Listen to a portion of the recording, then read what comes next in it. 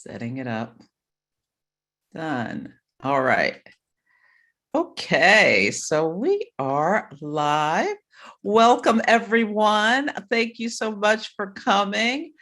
Let's see, I'm going to drop the information on Moon Mastery if you want to sign up for my class in the chat. So it's right there. But let me get going and share my screen. I'm going to try to be concise as it's Super Bowl Sunday, although we should be done well before. I think the game doesn't start till like much later. Okay, let me see. Okay, so if you've been following me for a while, you know how much I love the sign of Leo. My mother, I grew up surrounded by Leos. I was this lone little Taurus surrounded by Leos. My mother was a Leo, my sister's a Leo, my grandfather, my nephew. So like a lot of Leo. And then my father and brother were Capricorn. So such divergent energies, but I just absolutely adore the fiery energy of Leo. And we are having a Leo full moon on Wednesday. And I'm calling it Fired Up, because how can we use this energy to like come get inspired, get creative, get our self-expressive juices going again if they've been muted with all the other stuff that's been going on. Okay, so this is just about, oh, I think I missed a slide. Okay. I'm missing my introductory slide, which says who I am. So I'm Celeste Brooks. I'm an astrologer, coach, and intuitive. It was there. I don't know what happened. As if you just came on, we had a fire alarm in my place. Maybe I deleted the slide when the alarm started going off. Who knows?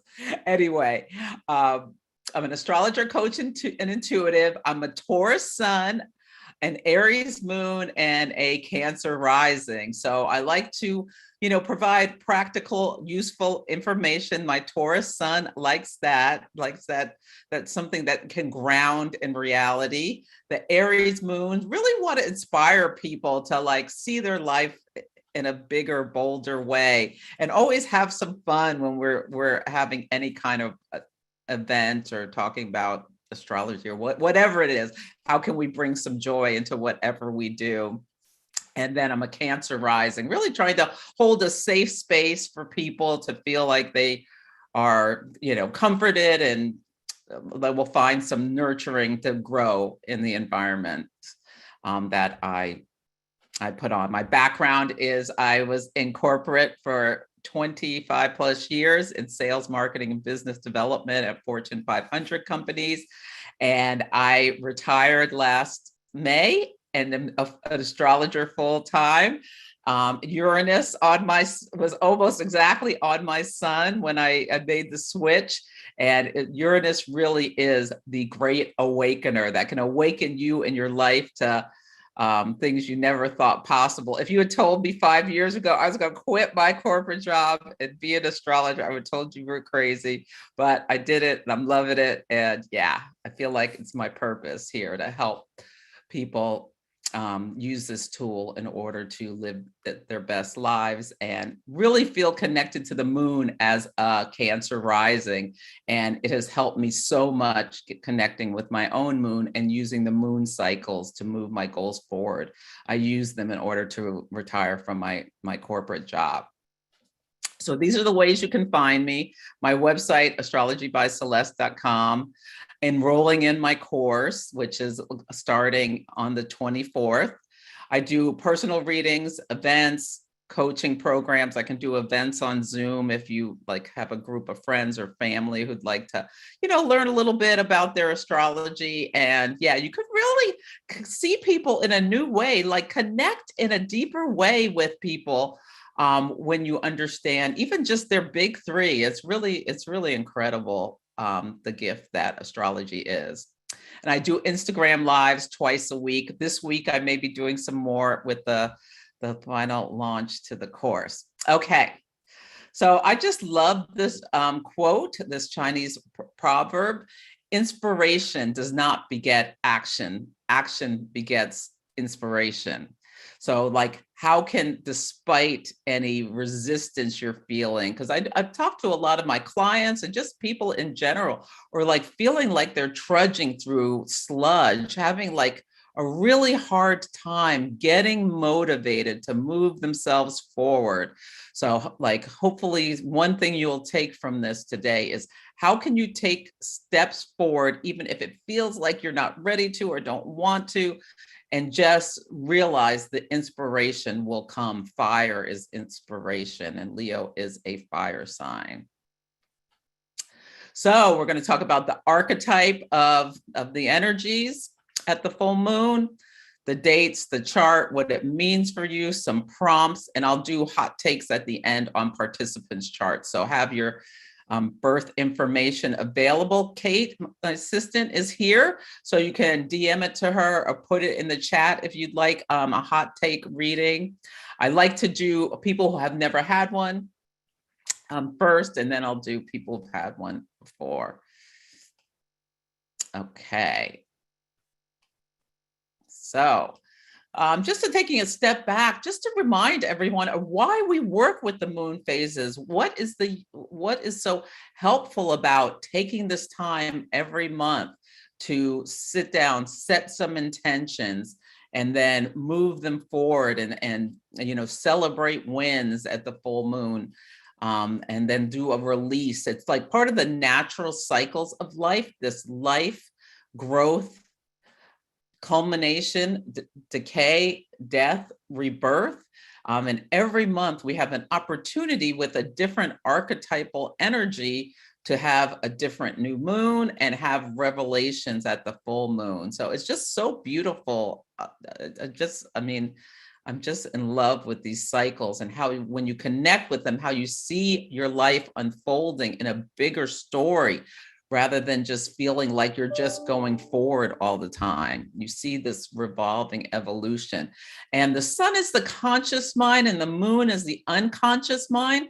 So when you work with them together, you can make the unconscious conscious, which can really help us with having clarity about our decision making, just a deeper well and tap into our inner voice and our inner guidance, as well as recognizing earlier when we're being triggered or starting to go into self-sabotage mode, or things, or getting ready to, getting like having these habitual or unconscious or instinctive responses. When you have a deeper relationship with the moon, her cycles, and the moon in your chart, it really, really helps with this. And of course, manifesting goals in a faster way, moving things forward, like it assists in keeping the grit to go forward, even when you feel like, you know, you don't want to move forward anymore. Okay, so this month, the luminaries are on the axis of self-expression and the audience. So at the full moon, the sun and moon are always exactly opposite each other in signs that oppose each other, that are as far away apart as they can be, but they have something in common. They're always the same mode, so cardinal, fixed, or mutable, the initiating energy, or the fixed, like just moving through, holding on, or the mutable, the adaptable, changeable energy. And Leo and Aquarius, where we are now, the sun is in Aquarius, the moon will be in Leo, are fixed signs that really hold on to the energy. Yeah. And they're also both yang signs, the same polarity. They like push the energy outward. So the moon ruling our subconscious, and as I said, the needs, the moods, how we nourish ourselves will be in the sign of Leo, fixed fire. Some archetypes are the actors. So many actors, especially screen actors, have strong Leo energy, sun, moon, or rising, or sometimes more than one. The child, there's just something that youthful, exuberance, self-expression, regardless about what other people are thinking about you, is so that energy of the child. It's also like the golden child, the child people put on the pedestal. The sun rules Leo. The sun, all the planets revolve around the sun. Yeah. Also the sovereign, there's just this leadership quality with Leo. People with a lot of Leo energy could be just radiant and luminous, and yeah, just have this ability, this flair. They also can be dramatic on a shadow side, attention seeking or egotistical, or shadows of Leo, or bossy. Yeah. Yeah. Leo also rules when we can think about like recreation and entertainment, the things we do for the fun and pleasure of it. Now, the sun is in Aquarius, which speaks more about the group. And it speaks about, like, Leo is about, our own children or our inner child. And Aquarius is the audience or other people's children. So the highest expression of Leo is having a creative self-expression without needing the approval of the audience, but having an appreciative audience is always desired when we create something. We're typically, it's a totally different thing if we're creating things for ourselves, or if we're creating things to take the risk and put out in the world and risk rejection or exile or things like that. Yeah. So with Aquarius, we can think about like the individualist, the rebel, some people who have put themselves out there and maybe have been told or punished or told what they were doing was incorrect, but deciding to move forward, even though they've gotten potentially negative feedback on how they express themselves. Also, the humanitarian, who has this concern for the collective group, who sees people as all deserving and equal, and like commits to helping others. So this sign is co-ruled by Saturn and the traditional ruler, and Aquarius, the modern ruler.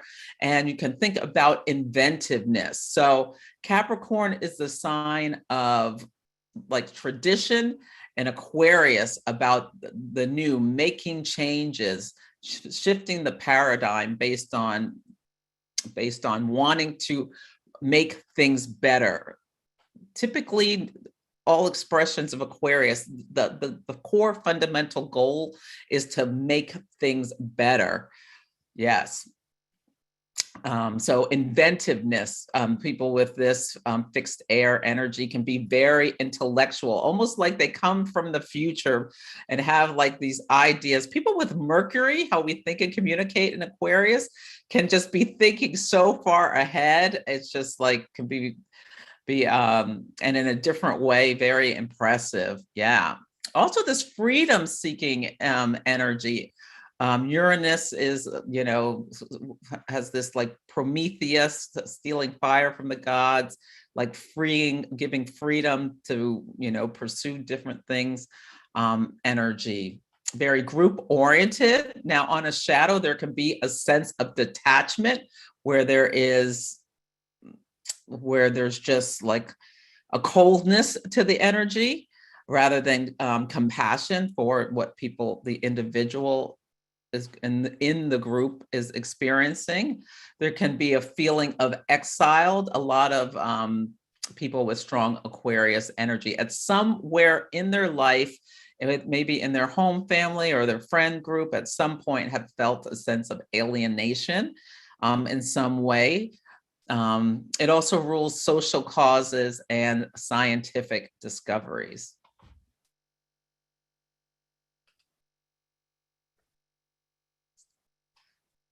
So in addition to the moon phases throughout the month, there are 8 phases, but it's typically, I recommend working with the main 4, which are the hard aspects. That are major aspects, the conjunction, the square, and the opposition. So each month we work with them throughout the month. And the cycle's so beautiful because you'll have this new moon where the sun and the moon whisper secrets to each other. Then a week later, the first moon, a week later, the full, and a week later, the last quarter, and then we start anew. The word month comes from month. They're 29 and a quarter days, rhythmic cycles. We know when they're going to meet 1,000 years from now. It's just such a beautiful thing.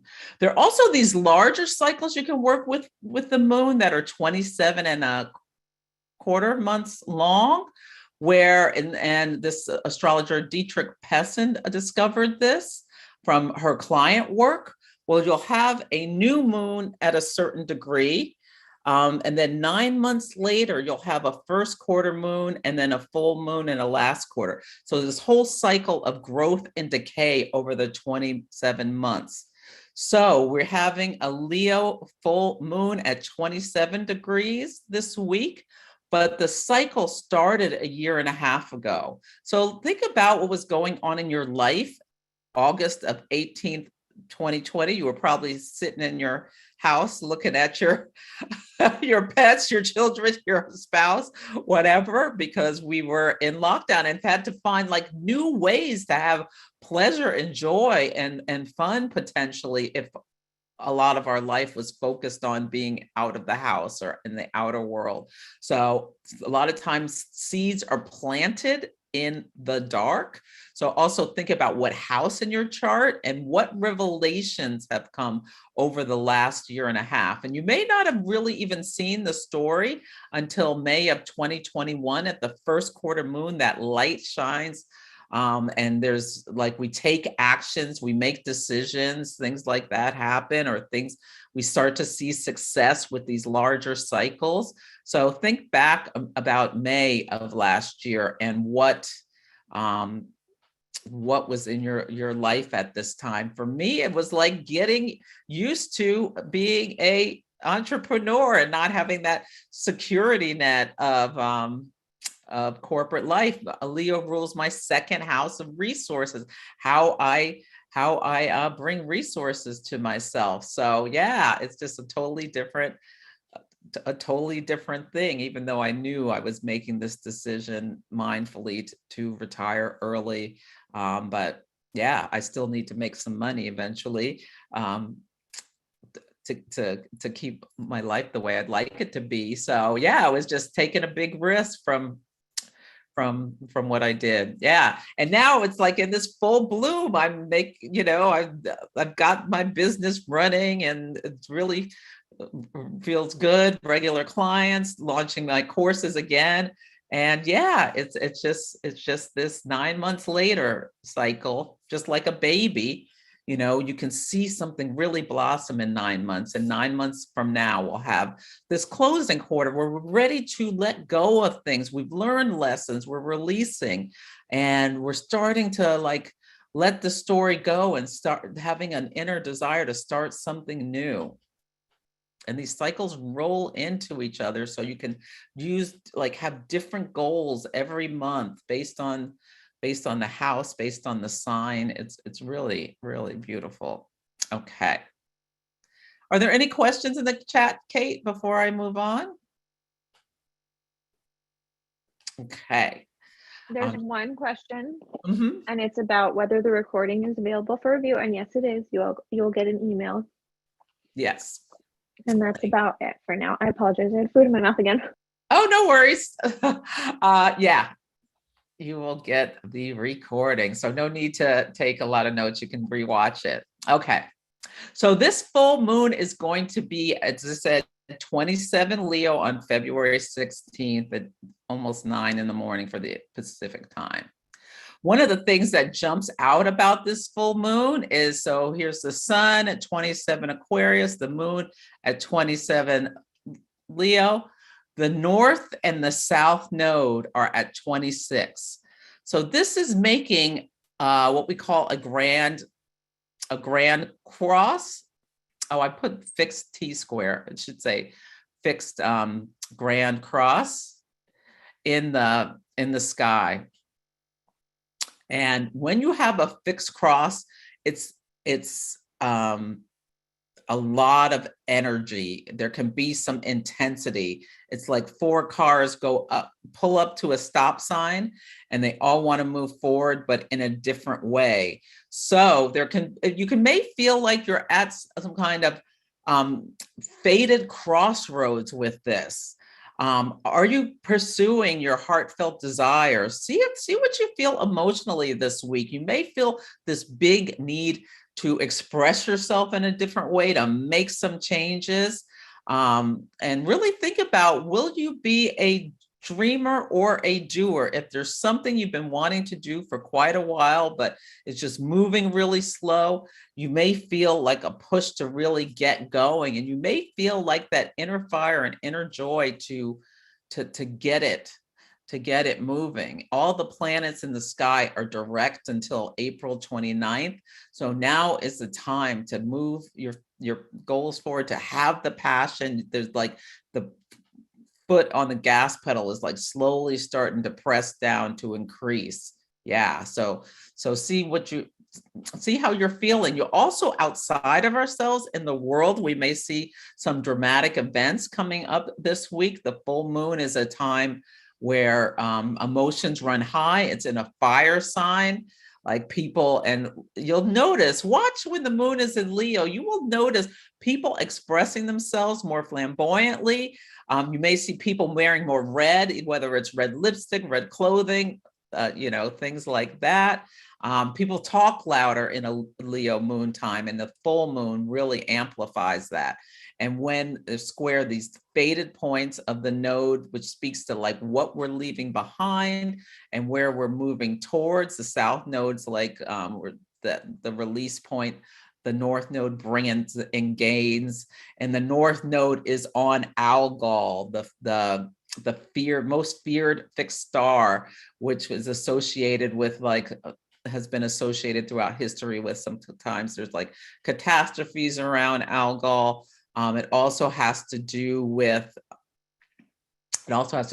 divine feminine energy. Medusa is Algol also relates to the myth of Medusa, who was beheaded by Perseus in Greek mythology.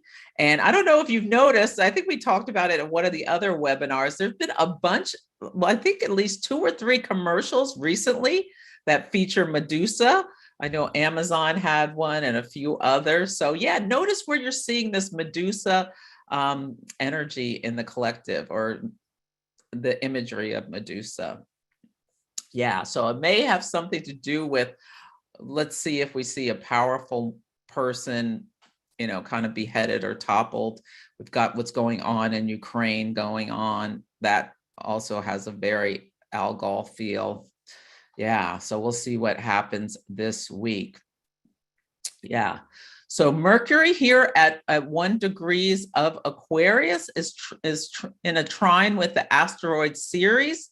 Ceres is rules the harvest. The myth of Ceres has to do with the seasons. Her daughter was kidnapped and taken to Hades, but she gets released half the year. So it's a lot about nourishment.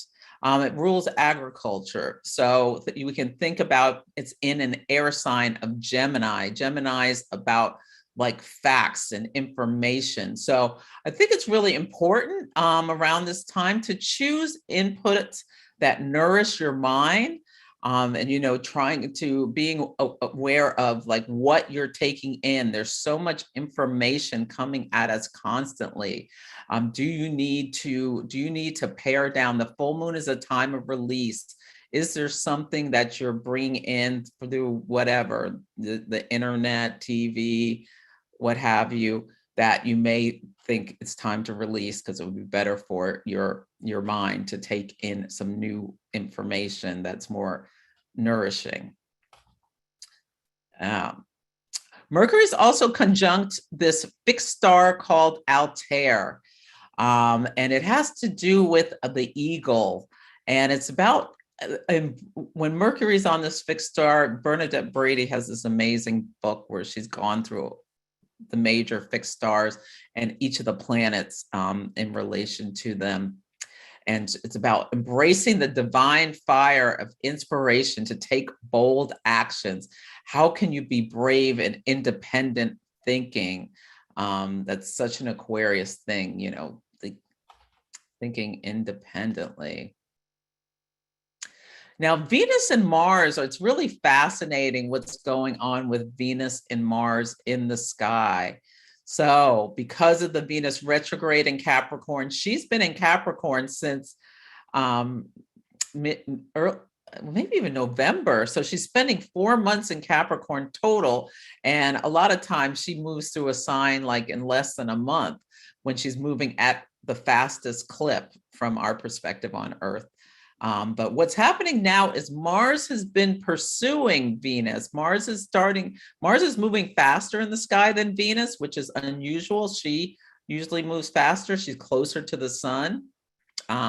So Mars catches up with Venus at 16 degrees of Capricorn a couple of hours before this full moon. So this conjunction between Mars and Venus is really being activated. And Mars and Venus are in the sign of Capricorn. So we can use that in our own lives to think about the actions we take and how we can take actions to bring more pleasure into what we're doing in our daily life. And it's on the asteroid Arachne, which is the spider. So thinking about spiders weaving a web, being strategic, how can we have strategic and decisive action to pursue something that's Leo-like in nature, which is bringing us at this Leo full moon, bringing us the joy or creative expression for ourselves. Also can help at work with assertive negotiations. How can you push for win-win solutions? You want to not make love a battlefield. So think about that if you're being triggered, if you have things near 16 in your chart, especially in the cardinal signs of Capricorn, Aries, Cancer, or Libra. See if you're feeling some fighting energy this week. Will be interesting. And they're kind of doing this really interesting dance where they meet on the 16th, then they meet they are at the same degree. They don't meet in 27 Capricorn, where they're going to be interacting with Pluto, and that can bring a lot of intensity, bring things up from underneath the surface. And then they will meet for the final time for a while at 0 degrees Aquarius. And when anything happens at the first or the last degree of a sign, it's like the first degree is like starting something new. The last degree is more like culmination energy. So we'll see what it means for the collective or what of world events we see happening. I think it's very tied in with what's going on with Russia and Ukraine. Yeah, like Mars and Venus, war and peace. Yeah, diplomacy versus action versus violence. So we'll see what happens with that. Okay. So Jupiter is also sextile Uranus. This is doesn't happen very often. We have Jupiter here in Pisces. Jupiter is at home in Pisces.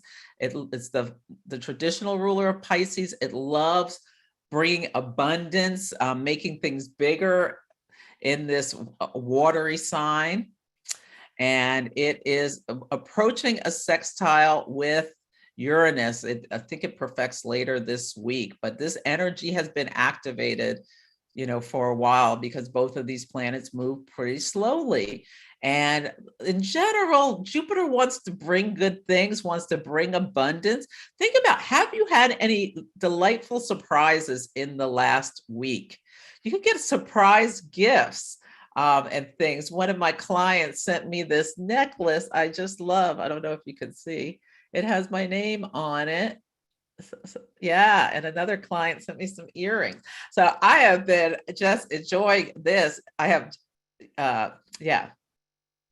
getting some gifts, or just like you might get like divine downloads, or just stay present for some breakthroughs. Write it down if you get a brilliant thought before it leaves your mind. If you wake up and you've had like some significant dream, write it down. It's nice to have like a notepad or something you can write with near your bed, or I guess you could write on a phone or an iPad or something. But yeah, you may see people expressing a desire for excitement or freedom. Yeah. So just be aware if you're feeling there's already in the air this break free energy with the Saturn. Saturn will structure square Uranus. Uranus, wanting to break free, wanting to revolt. So we're all called somewhere last year, especially to break free of some restrictions in our lives. But yeah, we can feel that kind of amped up this week too. The caution is to, not just do something risky or impulsive. Yeah, some people may be quitting their jobs with this Jupiter sextile Uranus, being so excited, and then like the next day being like, oh, what did I just do? So you want to be, thoughtful with the actions you take. Yeah, I didn't write it down, but there was one other thing. Oh, where is it? Yeah. Okay. So Pallas Athene, which is the asteroid of creative ideas and like strategy, has moved from Pisces, where it was more like creative, into Aries, which can be more about taking action. So thinking this will help with that it's has a similar, at least in my mind, energy to Arachne, being able to come up with a strategy. There's an astrologer who called Pallas Athene the astrologer's asteroid. A lot of astrologers have it like touching a personal planet or point in their chart, because it's about like pattern recognition. So recognizing patterns, putting in new patterns, being productive in a different way. Like with this forward energy, I really like that this is now in Aries, the sign of like initiating sign of moving things forward, another fire sign. Okay. Are there any questions about yeah. I was just going to say, is there a specific retrograde after the 29th of April? Yeah, Pluto goes retrograde first, and then eventually, all of the outer planets retrograde. They typically retrograde like 4 months a year. And you can tell when they get about when the sun gets around 120 degrees away is when that's about when the retrograde cycle starts. Never mind. It's predictable when the retrograde cycle starts. But yeah, Pluto goes first. It'll be Pluto, then Saturn, then Jupiter, then Neptune. And at the end of the year, we're going to have Mars go retrograde in Gemini. So yeah. So that just like gives a more reflective nature. It can just slow us down a little bit with the retrogrades, especially when they're personal planets like Venus and Mercury. We started this year with those. So this year got off to a little bit of a slow start, you may have felt, because of that energy was more reflective rather than forward moving. And then our second question is, do you use the full moon to manifest and wish, or release and let go? Oh, wait, say that. Do I use the full moon to what? To manifest and wish, or do you use it for releasing and letting go? I use it more for releasing and letting go, and the new moon for the setting the intentions. But you can always ask the full moon for a wish. Yeah. Wonderful. And then another one is more about specific advice for someone with Leo rising, natal moon in Aquarius at 23 degrees, just general. Okay, so yeah, so this may be especially activating for you. The moon is in your first house. There may be a need to shed some kind of old story. So think about, with the Leo rising, how you hold yourself back because of fear of how the other or the group or the audience will judge you. So if there's like anything you need to release, this is your moon to think about that, and just even investigate it. Investigate how you hold yourself back or not. Yeah. Do you make yourself smaller being a Leo rising? Awesome. And that is the last of the questions for now. Okay. Great questions. Okay. So I love talking about the Sabian symbols. And these are this clairvoyant Elsie Wheeler sat under a tree in the 1920s in San Diego with this astrologer. And she was a blind clairvoyant. She channeled an image for every sign of the zodiac. And I love Linda Hill is an Australian who wrote a book of interpretations, but you can just Google the Sabian symbol. I really recommend Googling the symbol for all the planets in your chart, but especially sun, moon, and rising. And you always read a degree up. So the moon is in, the Leo moon is in at 27. And oh, I know I wanted to point out one other thing.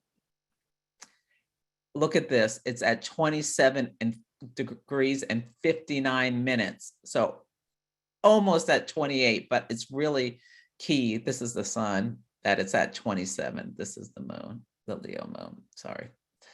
Okay. So yeah. So you read 28. And this is many little birds chirping on the limb of a large tree. So if you could think about that, I really relate this to what's going on in Canada with this Freedom Convoy, where 50,000 people and truckers, this really coordinated event drove from all over Canada to the capital, Ottawa, and shut things down, essentially protesting vaccine mandates and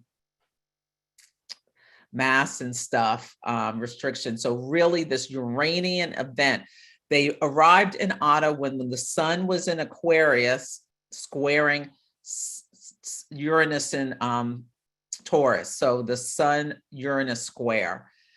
Uranus, a revolt, a revolution against the sun, the authority. So symbolic. And I talked about this morning on my Instagram, that finally on Friday, when Mercury conjunct Pluto, the governmental power in Capricorn made an announcement that it was a state of emergency and that they would be being removed or arrested. So now they're clearing this bridge. It has caused massive amounts of delays and breakdowns, especially at like auto manufacturers in the US, because they can't get the goods from Canada to the US. Other groups are replicating what happened in Canada. In like someone said, in France, they're doing it. They were talking about trying to interfere with the Super Bowl in the US, and even going to Washington. I don't know. There's a lot of revolt that's going on. I have Uranus in my root, so I love power to the people, this cause. I mean, anyway, we're all probably tired of restrictions and stuff, but anyway, I'm not getting into the politics of it. I'm just trying to keep it to the astrology. But when you think about it, if enough little birds get on a limb of a tree, the tree is going to break. The limb is going to collapse. And that's exactly what they did to this route between the two countries, Canada and the US. Now, the sun is on this Sabian symbol, a tree felled and sawed to ensure a supply of wood for the winter. This protest is preventing the goods to, be supplied for all sorts of things. I mean, it's had a multi-million-dollar impact, and the government was totally unprepared for it. It was very coordinated, and it's a new thing that has not been seen before, that the way they were able to bring a city completely to a stop Yeah. So yeah, we will see repercussions of this continue to fall out. But yeah, today already they're being cleared off. So they should have the bridge moving again before Wednesday. But where we'll be seeing this unfold for time as some people have been arrested, and yeah, what new rules now, Aquarius, constrictions on the people, Saturn's in Aquarius, in order to try to prevent something like this from happening again. Yeah. And I think it's related into the Pluto return of the United States. Yeah. So just wanted to talk a little bit about the Pluto return. This is a time, Pluto is this, outer planet that is the lord of the underworld. It's all about transformation, the life, death, decay, and rebirth cycle, the resurrection, the collapse of things, and then you have to rebuild. Pluto and Capricorn, collapse of institutions, collapse of government, collapse of tradition. And then things need to be rebuilt. I'm not saying the United States is going to collapse. This is the symbology of Pluto returns. And and you can Google it. I know astro.com has a really nice article looking at the Pluto returns of other empires, like the British Empire and the Roman Empire, as well as you can research a lot of things about. This is typically a pivotal point in a country's or empire's cycle, and it only happens once every 248 years. So this is the first time the US has been having a Pluto return. Pluto moves so slowly. It stays in the same sign for, it can be 15 to 30 years, something like that. It's been in Capricorn since 2008, when it moved into Capricorn, coincided with, the financial crisis of 2008. The United States has Pluto in the seventh house of money, banking, the resources we have, especially when you think of second house, you think financial stuff, but it's resources. Yes. And so it's been building. I think the Pluto return really started in earnest when Donald Trump got on that escalator and he went down. It's kind of like a descent into, for some people, feeling like a descent into hell. As the experience, I can speak for myself. It was just crazy, it's been crazy. But anyway, it's going to be exact 3 times this year: February 20th, July 11th, December 28th. And these dates are very similar to the dates of last year's Saturn-Uranus square that saw the breakdown of structures we thought we could rely on. In February, there was that big power outage in Texas and Colorado and other things that showed the power grid was, couldn't handle this unusually cold Saturn and Aquarius weather, and people died. I mean, it was just horrible. And then in the summer, it was the square happened June 14th, but a week later, when there was a full moon hit the midheaven, the highest part in the chart, the moon activated, that building in near Surfside, Florida, collapsed. And that was, like a huge thing, showing like a decay and decline in infrastructure, and like the building being taken care of. So it had been something that was building for a while, although it looked like, this sudden event. And on Christmas Eve was when all of those flights got delayed all over, because the Omicron virus, people started not being able to go into work. People got stranded all over the world because there weren't flights. Flights were being canceled left and right. People were trying to get tests, but they couldn't get tests because of the supply chain. has been steadily breaking down. We're seeing the holes. We see the, all the boats at the ports for people in the US. But this is stuff that's happening all over the world. But so what will this Pluto return bring?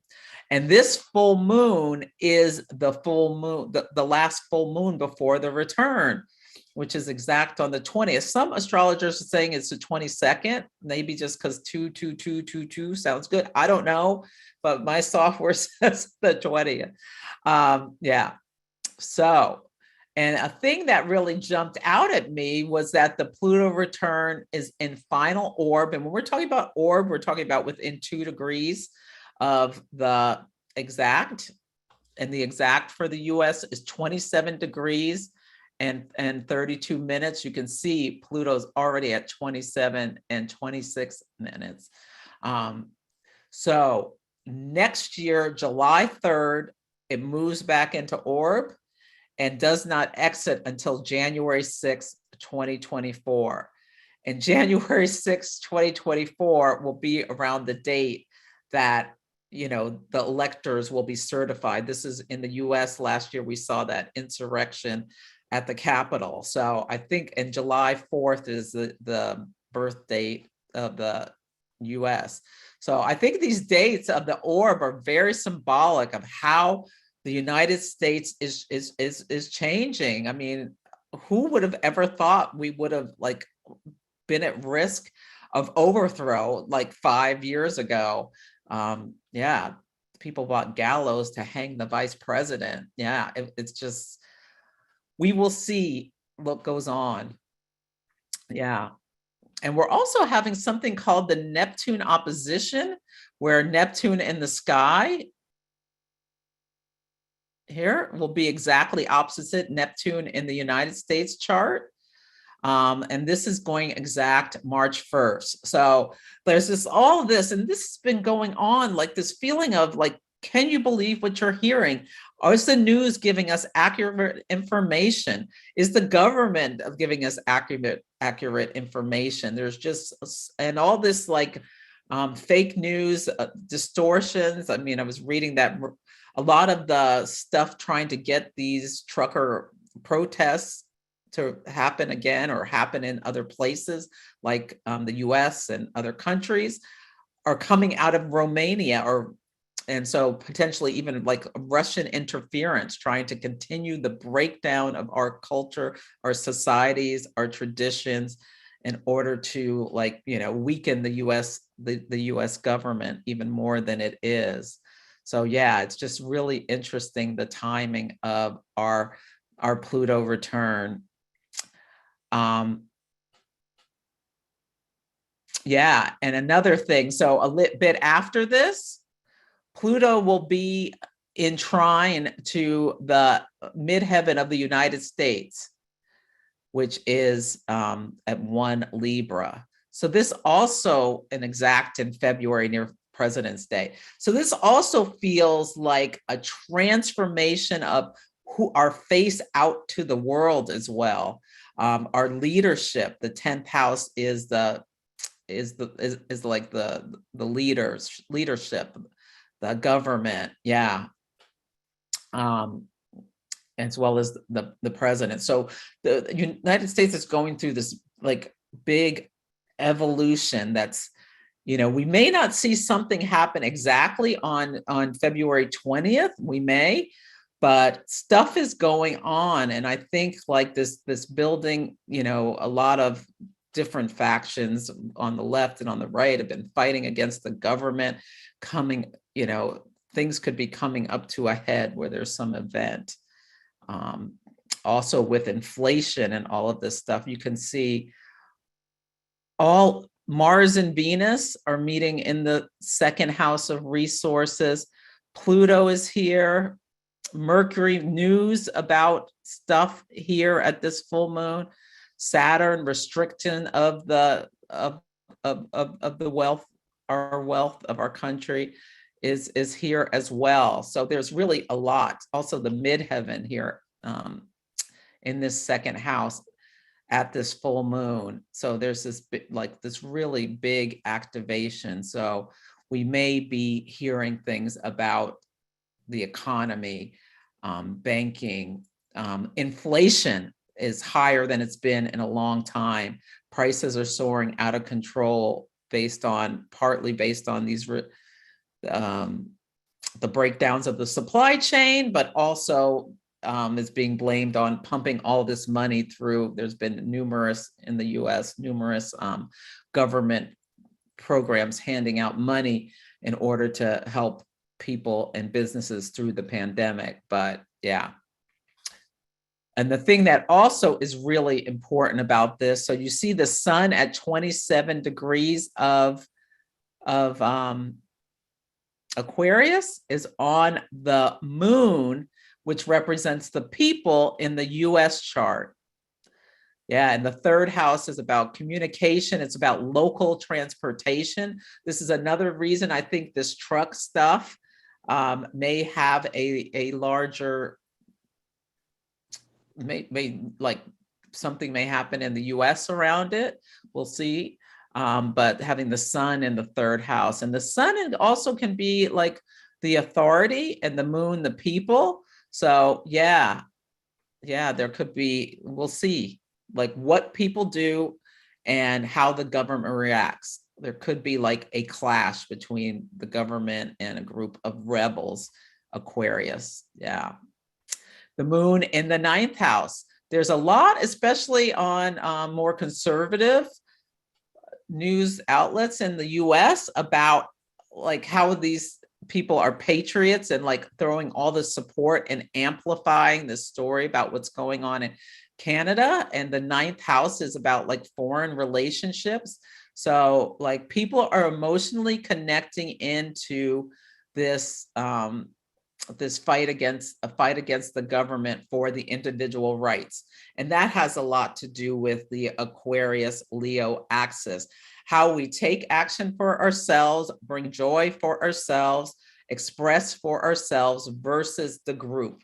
And it's really highlighting like, what are we responsible for to the group? Are we responsible for others?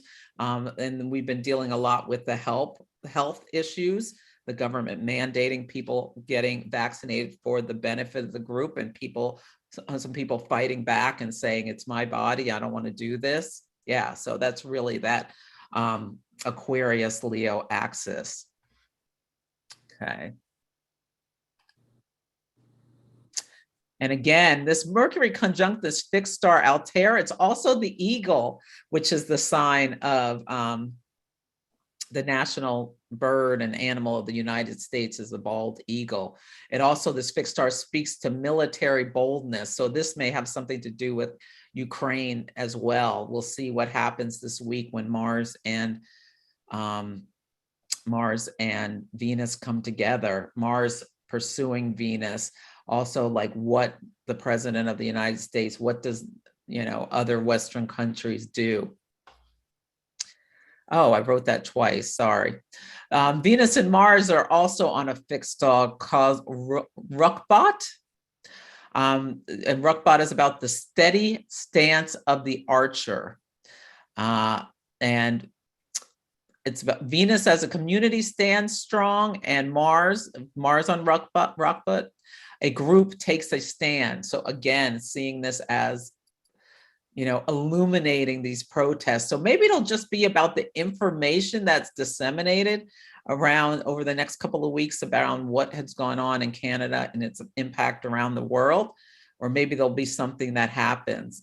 I also think this is an important full moon for the United States because Mercury is in the sky at 1 degrees of Aquarius, Ceres at 1 degrees of Gemini, and Ceres also has rulership over like labor, and Ceres is transiting our 6th house of like daily work, employees, things like that. And these, a big thing about, this protest is like it's working people who are being impacted by the rules set out by, you know, people sitting in government offices about not, or at home on front of a computer, about not being able to ply their trade, not being able to, you know, go to work if they won't, you know, submit to what they feel is invasive stuff to the body. Okay, but both of these are in a trine. They make a grand trine in air. So a lot about to the midheaven of the United States. So again, like Mercury communication. Mercury also rules transportation, like trucks and cars. We think about roads, the labor, you know, this is essentially a labor protest. And the midheaven, the government, the authority, the highest part of our chart, the destiny line. Yeah, the midheaven. So we'll see what happens. And this could also be Libra. Yeah, will there be some, how will there be some, we'll see if there's any new like negotiations that need to go on, or we'll see Mercury, any new announcements around like how they're going to be cracked down on. We'll see. Yeah, it's very interesting. And also Vesta in the sky at 19 Capricorn is in an exact trine with Vesta in the United States chart at 19 Taurus. And Vesta speaks to what we are devoted to. And in the United States, there's a lot of devotion to the almighty dollar, second house, as well as being able to creatively self-express, have fun, recreate when we want, how we want to. And the fifth house rules recreation. So I think as well, we will see, like, listen to the rhetoric coming out from people who, and what they're saying. Yeah, as well as, like, you know, the claim is about freedom, but there's also about a lot about, you know, being able to, you know, make a wage, as well as, you know, have the creative self-expression. So yeah, so that's my thought on the Pluto return, that we may be seeing something related to all of this over the next week or so. And it's next Sunday where it's exact. So the full moon, it'll be during the, you know, the full moon phase of, the full moon will still be, you know, in effect. The energy can last a couple of weeks. Yeah. Any questions, Kate? Yeah, we have a few. So the first question was just about reading charts. Do you suggest using a 3-degree orb with transiting outer planets and a 5 to 8 degree for inner planets?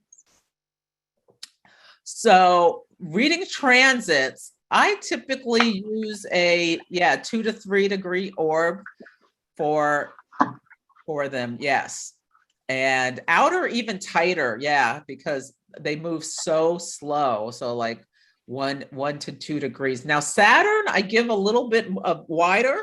Saturn, the planet of karma, it seems to start and acting on people like maybe even 5 or more before. I can kind of feel it when it moves in the sign. Different some of the outer planets, like, feel a shift. So it depends how sensitive you are to when you'll feel. But if I'm looking at a chart, I keep the orbs pretty tight. And the inner planets move so fast. It can be, they cannot be, not, you know, you just might have something little come in with a Mercury or a Venus transit, except for when they go retrograde and things like that. That can be really more impactful in transiting inner planets, or Mars. Yeah. Thank I hope you. that And is then the question. I hope that you answers. answered it. Yeah. And then there was a request for clarification about what the Sibley chart is. Okay, so the sibling, so there are people who have different ideas on when the United States chart it is, the natal chart, the birth chart, and actually they're different ones.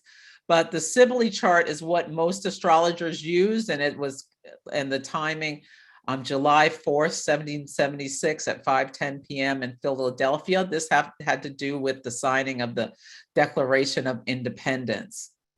And it's been proven to be pretty accurate. and 9/11, um, I think Saturn and Mercury were on our descendant. Don't quote me with that, but yeah, you can see the chart exactly being activated at different times. But there are other people who have different theories about what should be the birth chart of the United States, but this is the one most often used.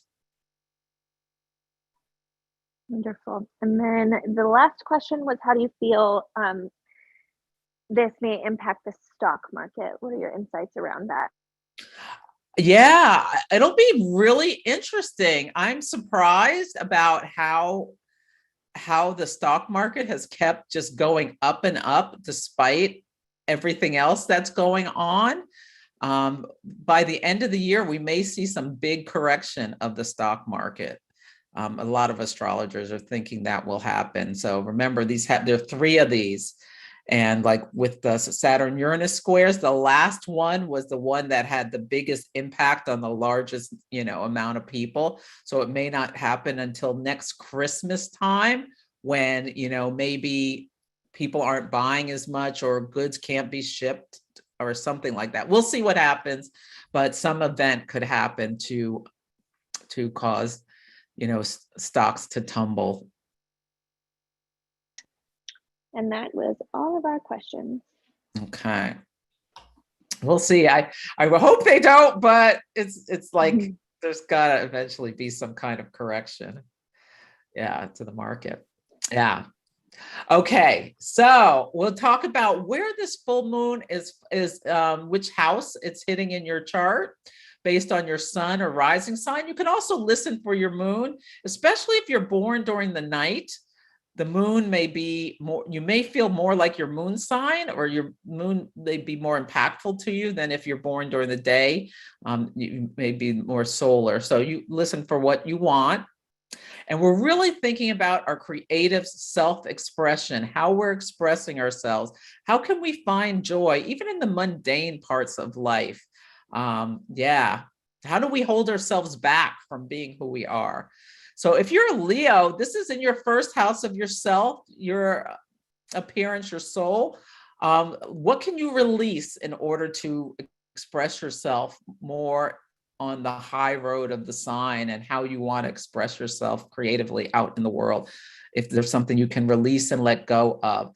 Also, we also celebrate any wins we've had over the last 2 weeks, or even you can think about that last year and a half. This Leo, we have permission to just be all into ourselves when the moon is in Leo, and really like have some pride.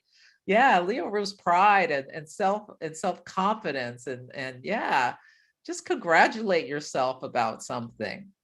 Yeah. If you're a Cancer or Cancer rising, it's in money, possessions, and values. So really give some thought to that. How are you using your resources? What, like, do you invest in things that just for the joy of it in your life? Like maybe you want to take moon mastery in order to really connect into your moon sign even more. And that's an investment in yourself for your own self-expression. And you can do that if you're any sign of the zodiac.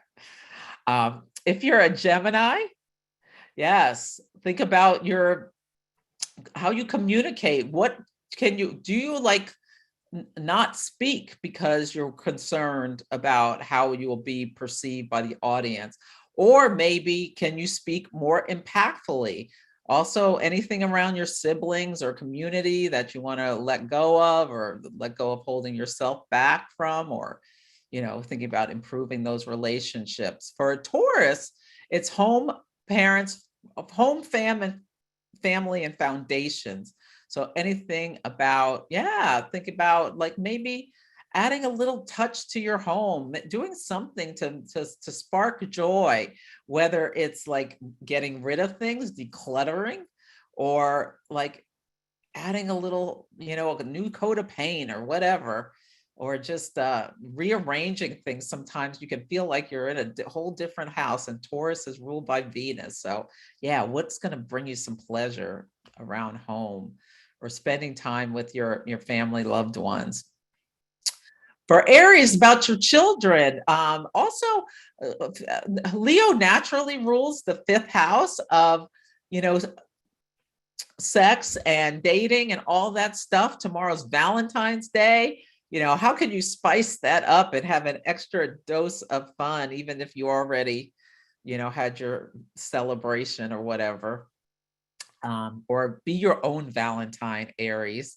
Yes, but like just reconnecting into the joy, reconnecting into like what strategic risks you'll take in order to bring pleasure to yourself in your life.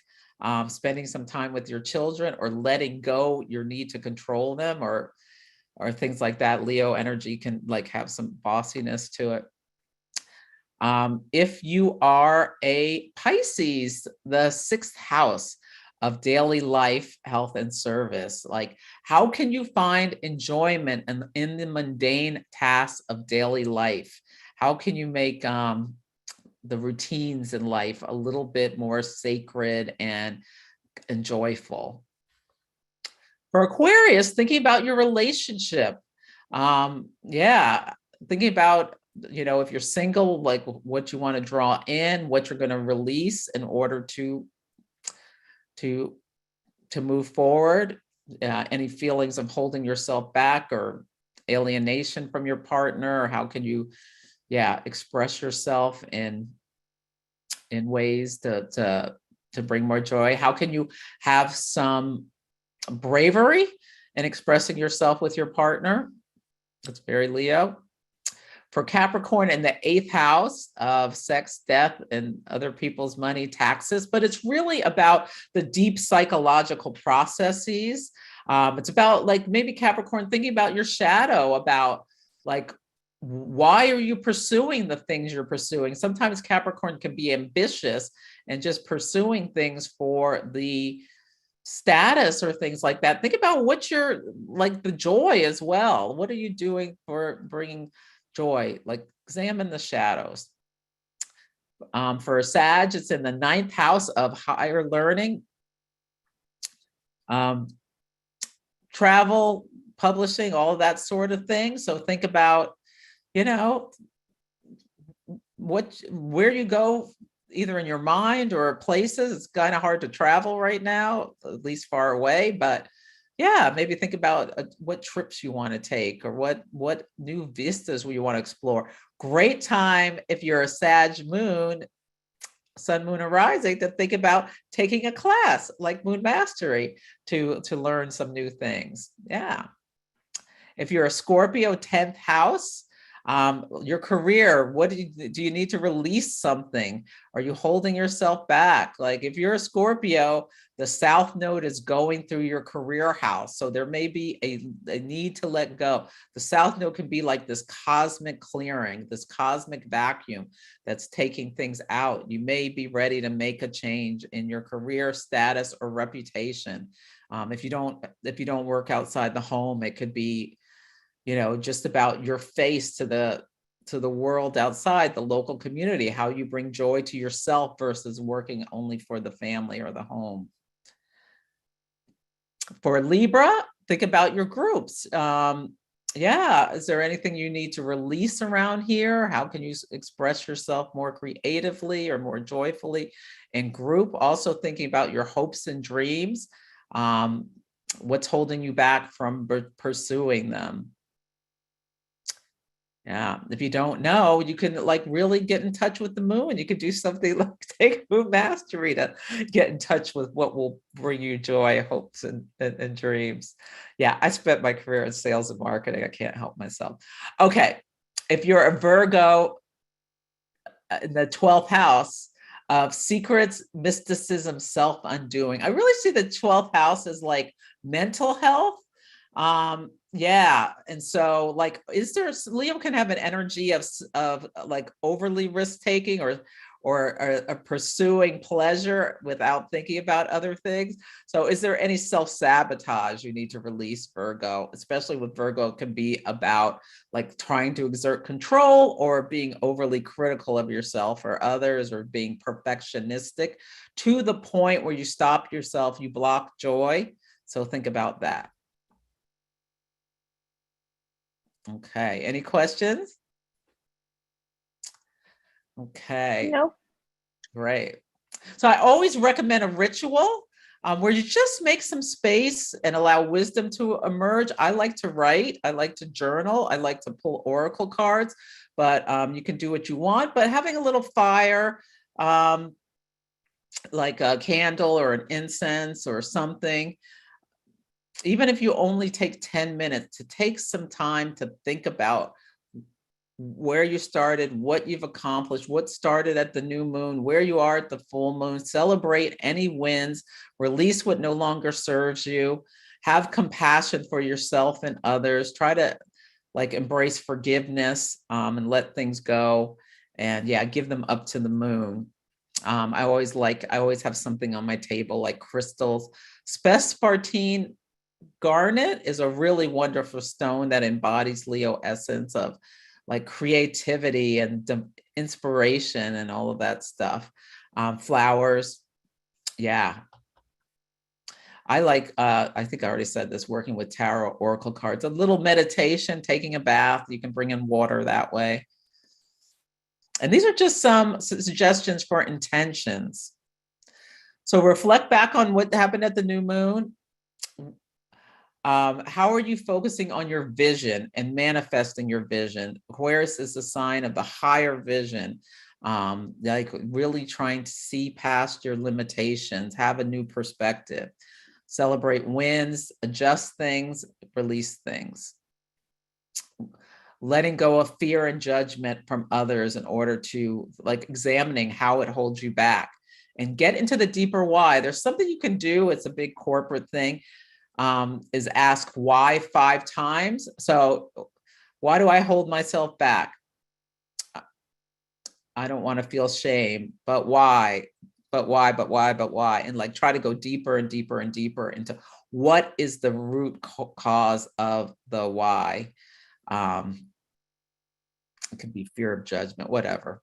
But it's probably deeper than that. Maybe even come back to some event in your life that started you on this path. Yeah, creating a mantra and to inspire yourself to take courageous actions is a great thing to do, to have for this month, that you can just remind yourself or put on a sticky note and put on your mirror or something like that. Yeah. And I think the song Roar by Katy Perry is the perfect full moon and Leo song. Yeah, it's all about this principle of like the Leo holding oneself back because of fears of approval or disapproval, and then letting go of that and really finding that fire and inspiration to live life out loud.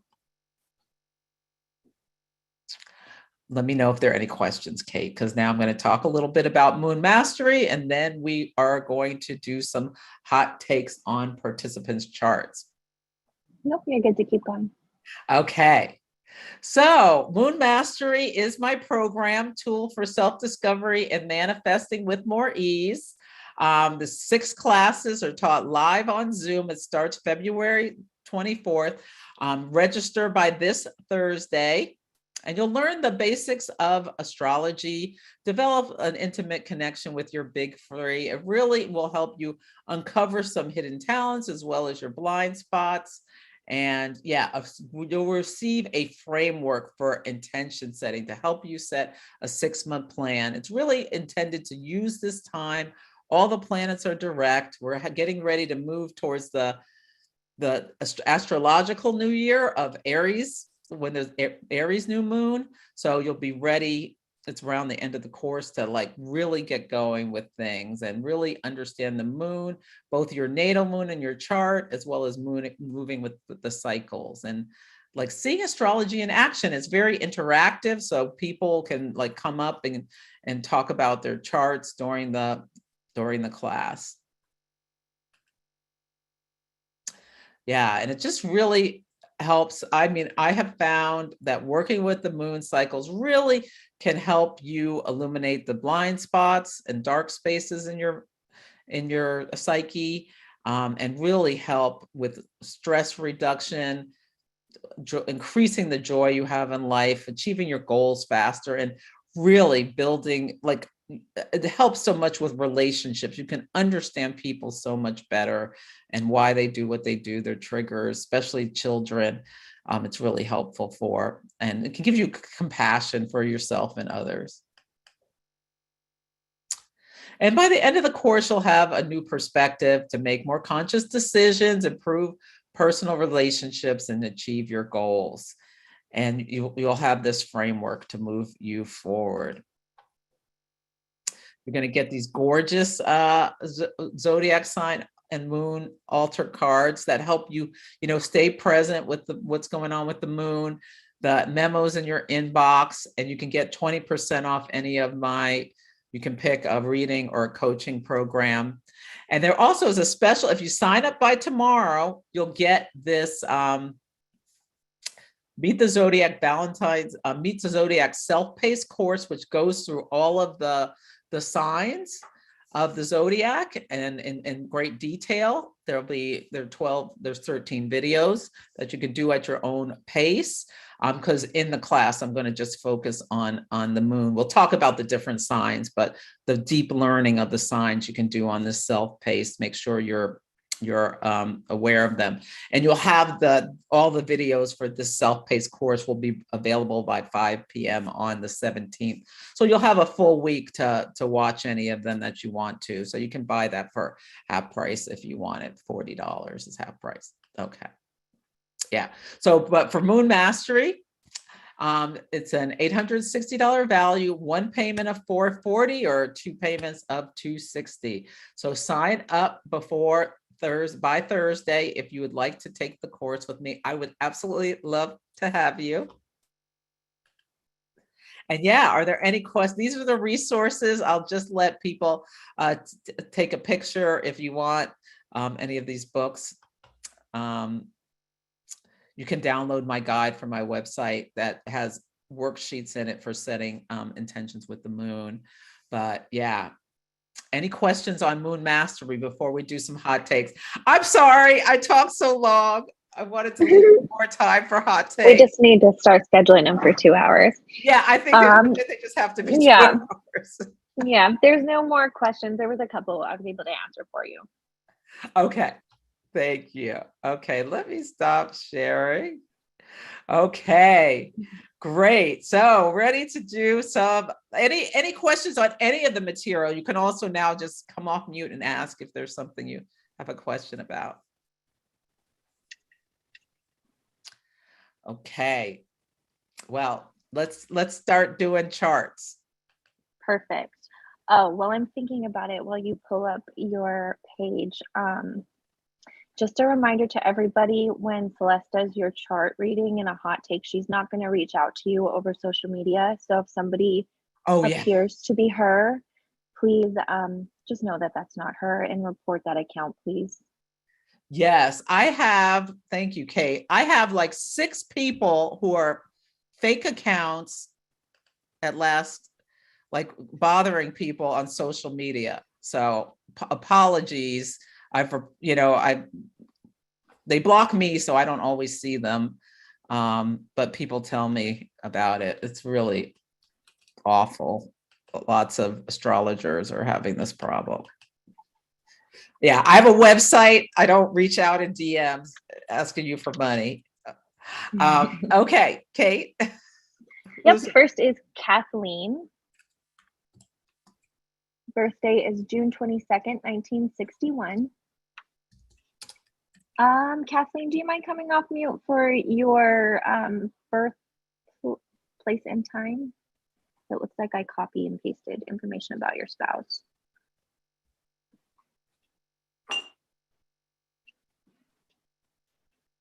Are you there, Kathleen?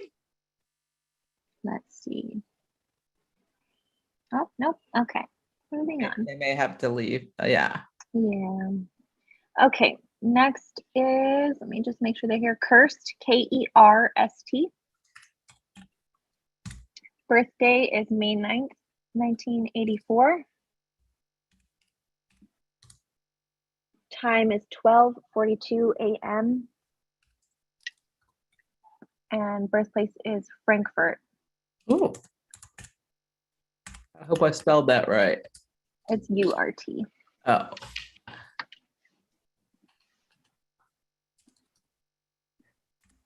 Thank you. Mhm.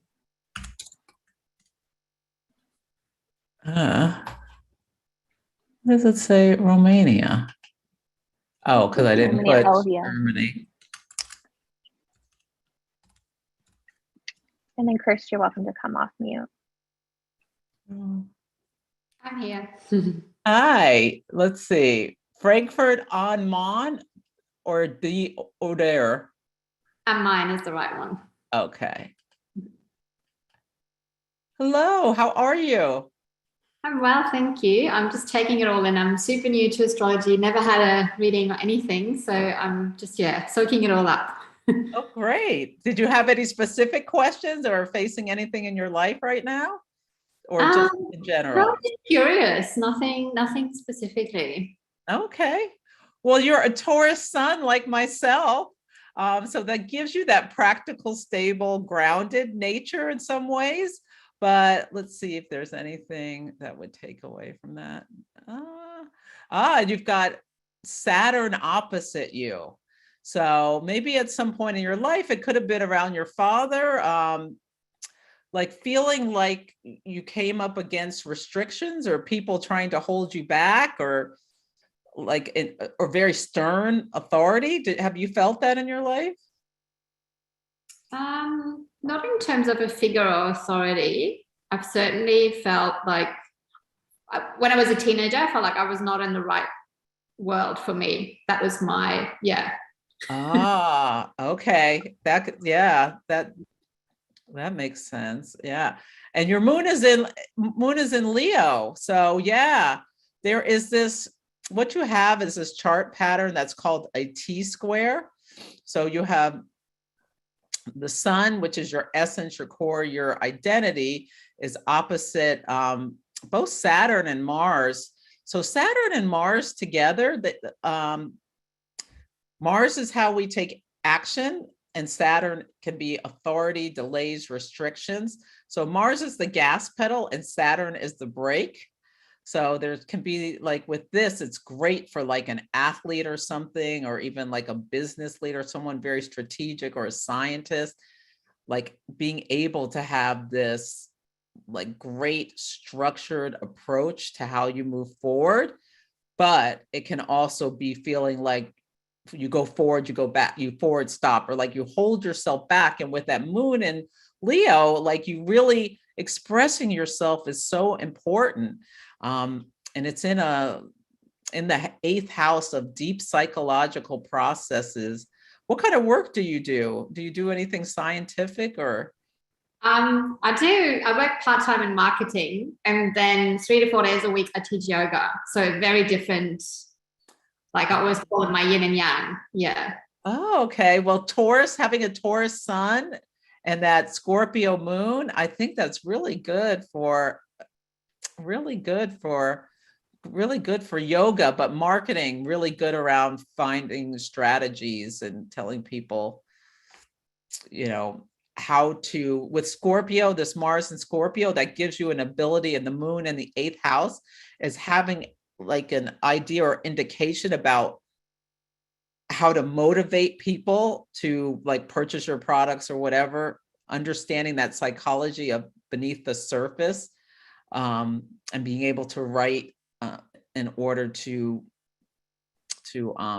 inspire people to like take action to buy your products, and like give them the feeling you're wanting to give them, that Leo moon, that feeling, so that they'll buy. And then the Capricorn rising gives you, that's good for someone who's in business. It can give you a bit of, you may have had to grow up a little quickly as a child. Were you serious as a child? I think not when I was like very little, but probably I was taking care of a lot of my younger siblings. This is the sun in the 4th house of family. You had a lot of Saturn opposite you, responsibilities for others when you were when you were a child that gave you like this need to grow up a bit. But you have Neptune on your ascendant, so that might give you a lot of like intuitive nature as well. Would you call yourself intuitive? Definitely. I'm just like so blown away. This is so interesting. Like I said, I've never done anything like this before. Yeah, yeah. So yeah, this full moon is it's a really good time for you to like really just do some exploring around oh, I went forward too many, around create all the things I was talking about, your self-expression, and if you hold yourself back, how do you do that? The sun is going to be shining in your second house of resources and how you make money, your values and things like that. And the moon will be like, try to emotionally connect into that stuff that's in your deeper psyche, the shadows, the stuff maybe you don't want to face about how you maybe tamp yourself down from expressing yourself fully. Does that make sense? Absolutely. Yeah. Well, great. Well, thank you for joining and trusting me to give my insights on your chart. Yeah, my pleasure. All right, next up is Sheena. Okay. Oh, hi there. How are you? Good. How are you? I'm okay. Sheena, did you have a reading last time? I'm sorry, I couldn't hear you. What do you say? Did you have a hot take on our last webinar? I had one. I had one in the past. I had one in the past. Yeah, let me do someone who hasn't had one. I did. I didn't have I had it on the love one. I didn't have it in my birth chart. So. Yeah. Let me just. I'd like to do different people if you don't mind. If there's time, I'll do you at the end. Okay, yeah, because I just had the love one. I didn't have like the birth chart one. So. They're the same thing. It's the same kind of hot take. So next up would be Ferris, Farris. Okay. Birthday is March 20th, 1980. Birth time is 1:39 p.m. No, sorry, I messed up. It's 3:39 p.m. Oh, thank you. 3:59? Oh, 39. Oh, 39, sorry.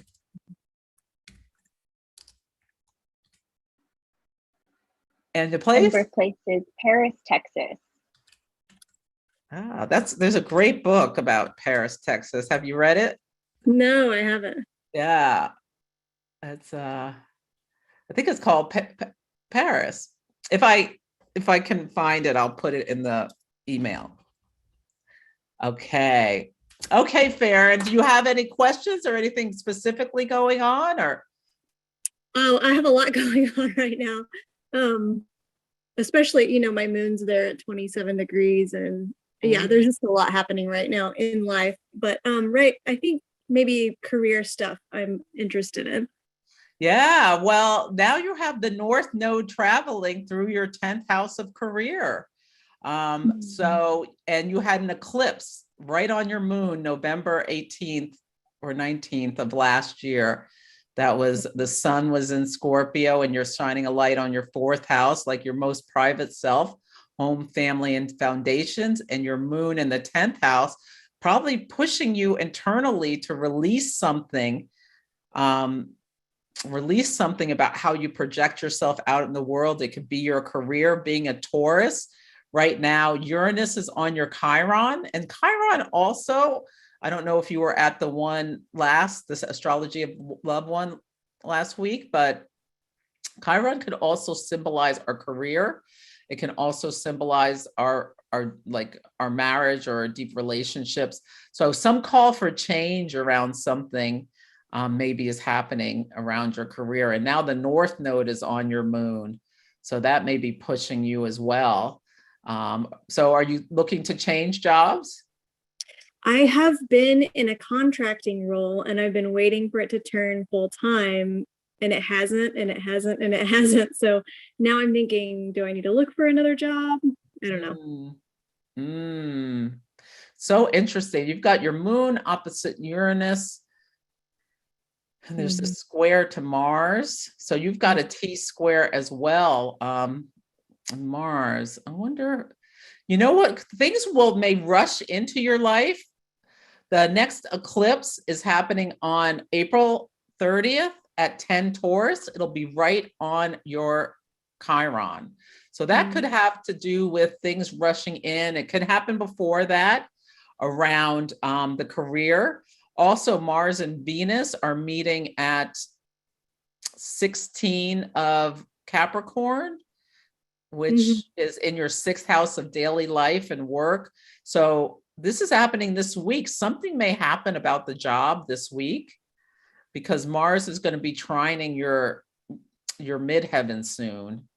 And that way be when they take action, or when you decide, like, I have had it, you have been telling me this is going to happen, it's not happening, and I need to go, kind of stuff. So I wouldn't be surprised if something happened soon with Mars and Venus, making aspects to your Venus money. Venus also rules money, and your actual midheaven.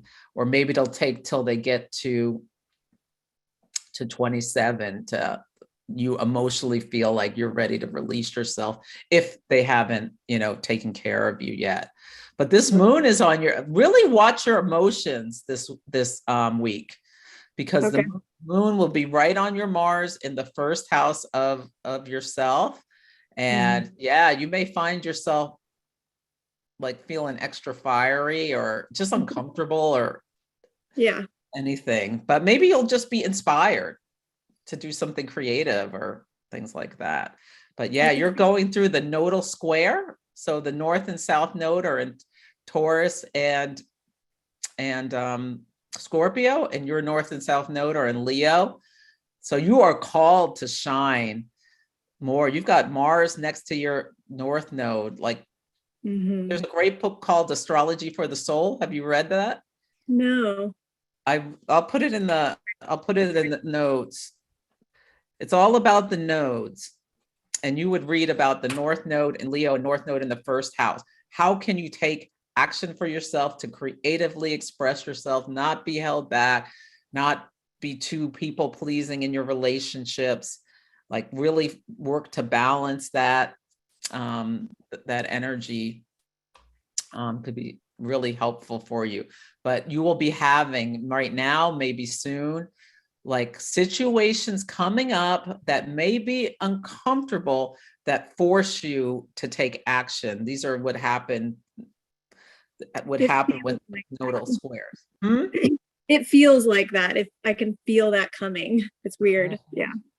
Yeah. So this may be a test. How long are you going to put up with these people promising things and not delivering before you take action for yourself? So I think that's what's going on for you. Okay. Well, I hope that was helpful. It was. Thank you so much. You're welcome. Okay. Alrighty. Let me just make sure they're still here. Okay, up next is going to be Sandra. Date of birth is September 25th, 1973. Okay. Time of birth is 9:06 p.m. And place of birth is Elizabeth, New Jersey. I'm from Morristown, New Jersey.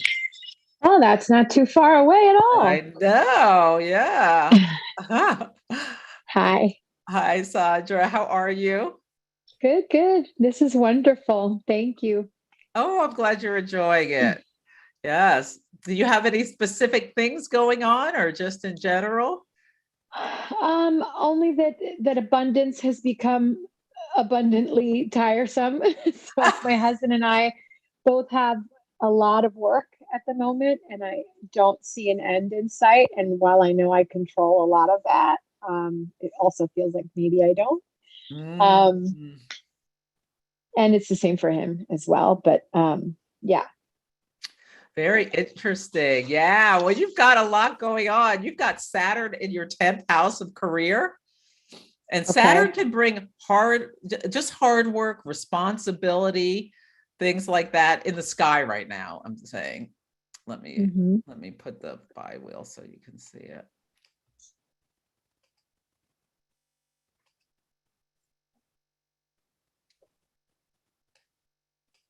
It's just a time where there can just feel like it's yeah, see Saturn's here in the sky and the sun is here too. So maybe it'll lighten up a little bit when the sun gets into Pisces, but it might be about, you having to make the decisions to make that happen, because Mars and Venus and Mercury are all going to be going through your 10th house of career. So there just may be a lot of action around your career. The nice thing is that Jupiter is in Pisces in the 11th house. So you may find abundance or pleasant surprises in the money you make from the work you do.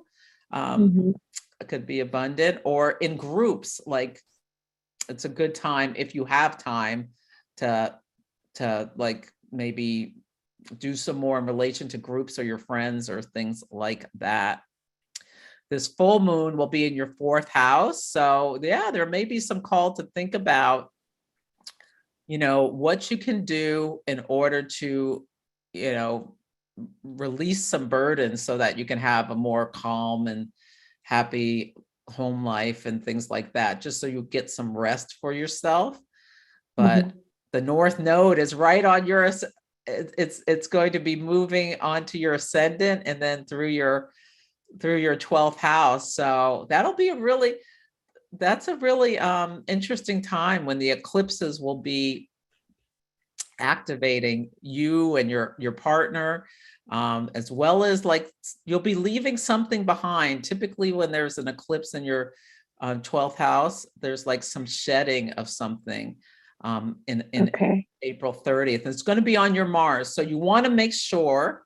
Mars also represents the body, and the 12th house can, have to do with an eclipse here, can have to do with health stuff. So really managing your energy so that you don't get exhausted and, start feeling really tired and stuff like that from what's, all the work that you're doing and what's going on, I think is something that you may find you need to start like paring things down, delegating.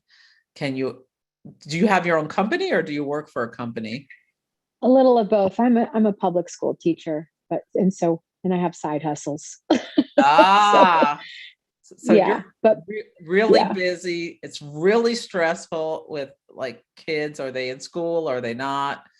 Yeah. We're all in school, but there's shortages of staff and mounting needs in just, for all children everywhere, of course. So it's hard. Yeah. So how can you devote yourself more to how can you balance? I think it's going to be really important for you to find some balance with all that's going on. Yeah. And for a Libra sun, especially, like, how can you find some balance? And look at this, a school teacher with Libra sun and her Virgo moon and Pluto all in the 5th house. This is perfect for a teacher. The 5th house of children. Yeah. Oh, are you still there or did you get cut off? Uh-oh. I think we may have lost her. She might have. Yeah, it looks like she was kicked out. Oh, no. Lost connection. Oh, no. Well, we were done. Okay, let me do a few more. Alrighty. Next up is Zuri. Zuri. Okay. Birth date is July 20th, 1993. Birth time is 12:40 p.m. And birthplace is where I spent my night last night, Riverside, California. Ah. Oh, that's Very close to interesting. me now. Yeah, over at the food lab. Oh yeah, they have good food there. I didn't eat the food, but it smelled Oh, good. well, I'm excited about this. Oh, good. Is anything going on with you now, Zuri? You want some insight about, or just in general? I was gonna say like how I relate to others. That's been a big emphasis this past week. So like in terms of conversations, have you had some clashes and things like that? I think it's more like social anxiety. It's not, I think it's more like just made up in my head because it's not really, it's all social anxiety, honestly. Okay, well, the thing that jumps out at me, you're a Cancer sun, so that gives you like some sensitivity. And you may find that like when you feel wounded or anything, you go like into your shell and because the Cancer, the crab goes side to side rather than forward. But you're a Leo moon, and so you really like expressing yourself is something that you're meant to do, and brings you some joy, and you want to be valued from others or like praised in some ways for how you contribute, because you have Sun and Moon in the 10th house of where you are out in the world and work. The thing that so jumps out is you have Venus in the 8th in Gemini square Mars in the 11th in Virgo. So Venus and Mars being square and in two signs, they're mutable signs about information. Venus is like this, the sociable ability. It's like what we enjoy, what we desire, how we, relate to others in this air sign. So you really want to connect with other people, but you have Mars in the house of friends. So maybe sometimes you like Mars and Virgos, like, can you be really critical of yourself? Oh, yes. Oh, I said something stupid, or oh. And so it like keeps you from expressing yourself the way you really want to. Do you feel that? Yes, definitely. Yeah. Yeah. So this is a really good with this full moon in Leo to really do a self-assessment about like that 5 whys I was saying about why you hold yourself back. And like you said, maybe a lot of it is coming just from inside you. I'm going to pull you a card to see like get some guidance. So yeah, and you've got this beautiful Libra rising. So you want balance and harmony, but maybe you're afraid of causing conflict or things with people, and you've got this sensitivity to you with all the Cancer stuff. Yeah, that's definitely true. Like I hold myself back out of fear of insulting someone. Like even if, because I mean, usually with my husband, I'm comfortable telling him, whatever I feel. And he most like assures me like, yeah, no, that wasn't mean or anything. Like, but it's just like that, like, yeah, fear of like being like confrontational. And did that come from your childhood? Were you like gaslit or? Yeah, probably. Like there's, kids are mean sometimes. So Yeah, you've got this Neptune Uranus conjunct in your 3rd house, and this could be like early childhood stuff. It could have to do with your siblings. It could just have to do with your early environment, like how you expressed yourself. 3rd house of communication lead to any like unexpected like big clapbacks, like would be Uranus, or confusion or disillusionment or gaslighting, which could be Neptune.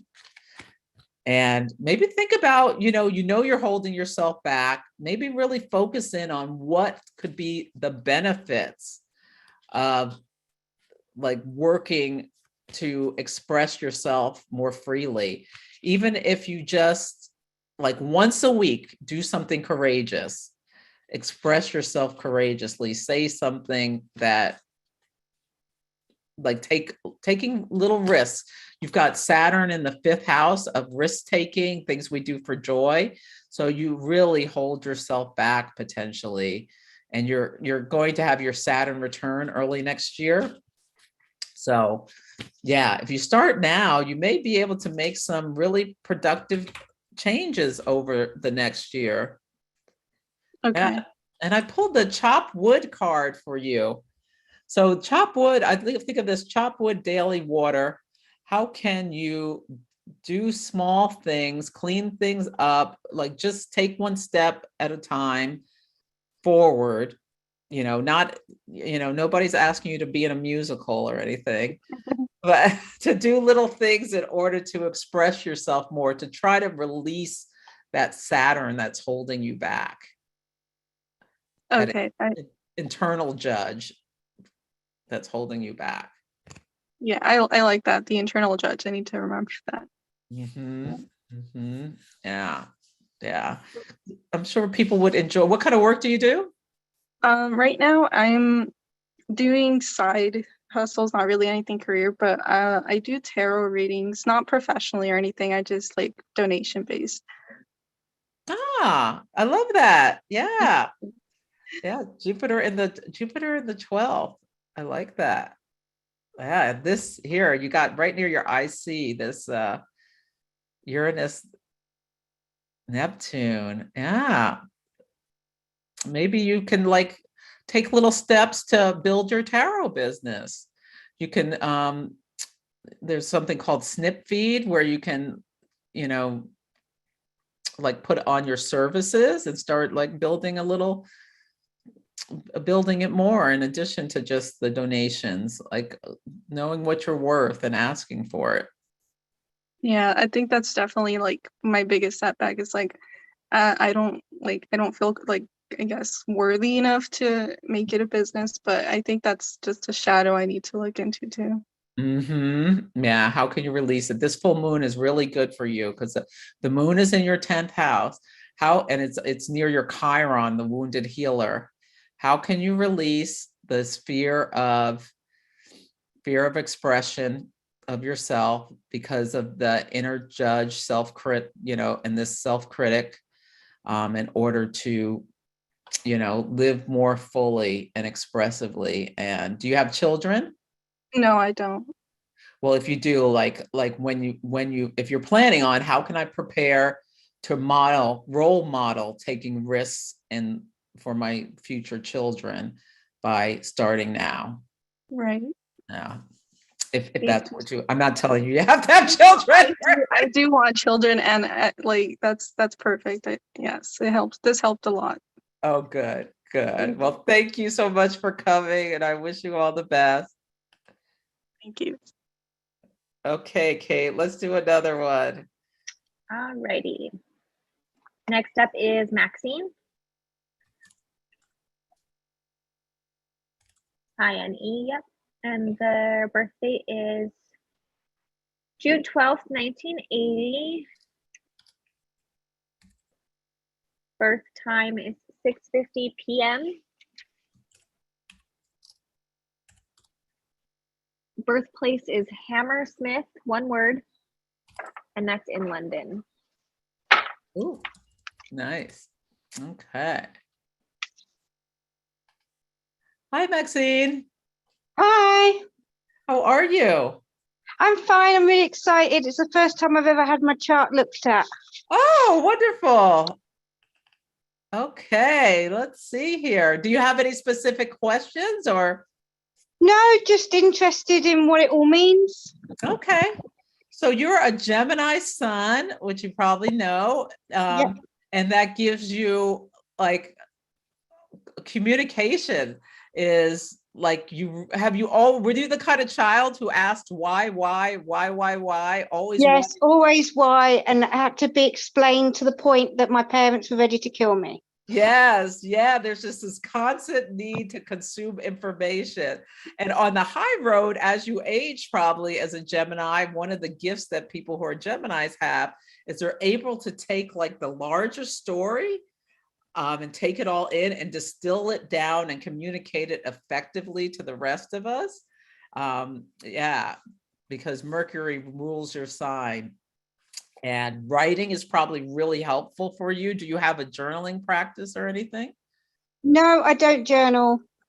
You might want to consider it because your moon is in Gemini too. So I've tried, but I emotionally, can't seem to get my thoughts onto paper.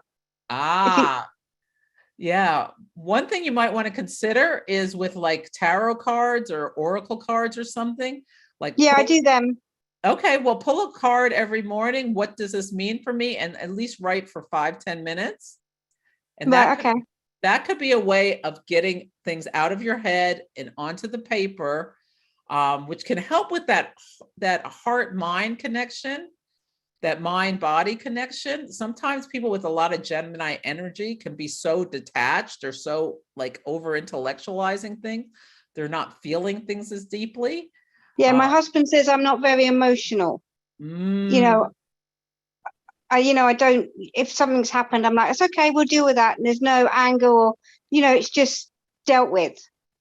But then do you have a reaction later, maybe? Oh yeah, I have a mental breakdown later. Yeah.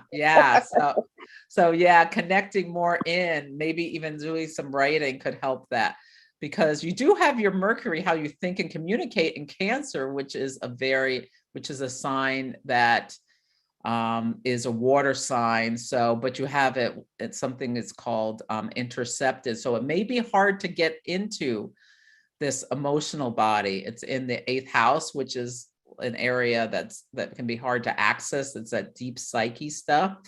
And it's kind of locked up there. So I think writing would really help you connect more into the emotions easier, because you're also a Scorpio rising, which is a water sign. So like, yeah, do you have the ability to see underneath the surface, like know what people are feeling, know what they're emotionally going through with that Scorpio rising? Sometimes, but I can normally tell if someone's lying. I'm good at that. Oh, that's Scorpio rising, the lie detector. You have like an internal lie detector. Yeah. And you've got Mars at the midheaven in Virgo and Chiron in Taurus. Do you do anything for work that has to do with the body or body work or? No, I'm a carer for my son. Oh, okay. Yeah. Okay. Yeah. So someone else had Mars, Saturn.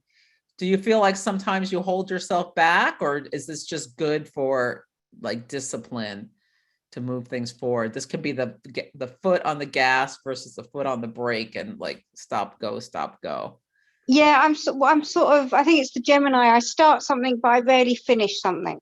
And then a couple of months later, I'll go back to it and do a bit more, but I don't stick to anything really. I try really hard, but if I don't, I have to be really dedicated to something to see it through. Well, you have what you have is this cardinal fixed and mutable. Cardinal's getting things started. Fixed is like holding them, having the determination to move things all the way through. And the mutable is making the changes.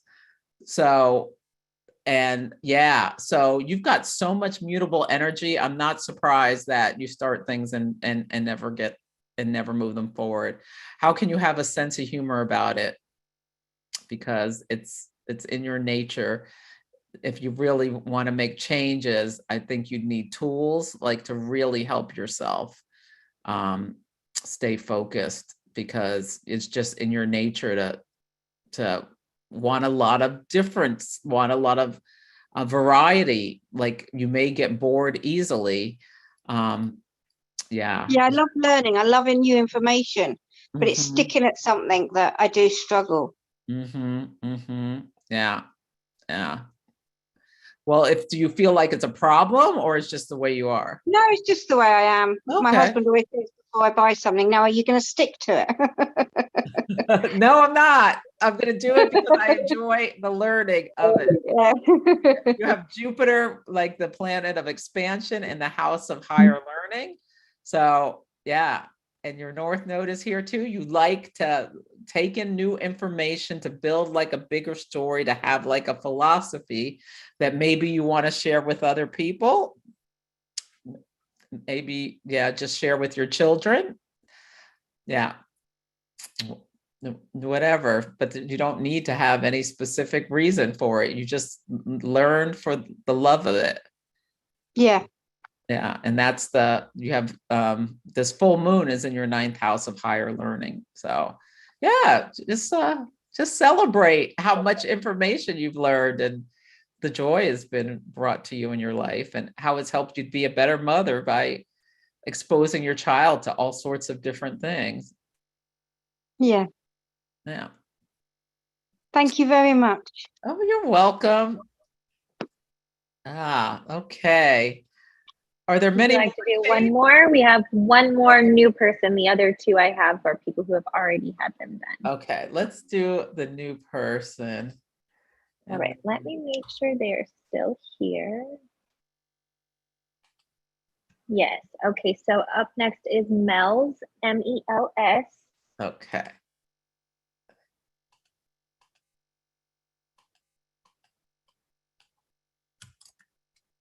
Date of birth is September 29th, 1969. Time of birth is 2:19 p.m. in Chicago. All right.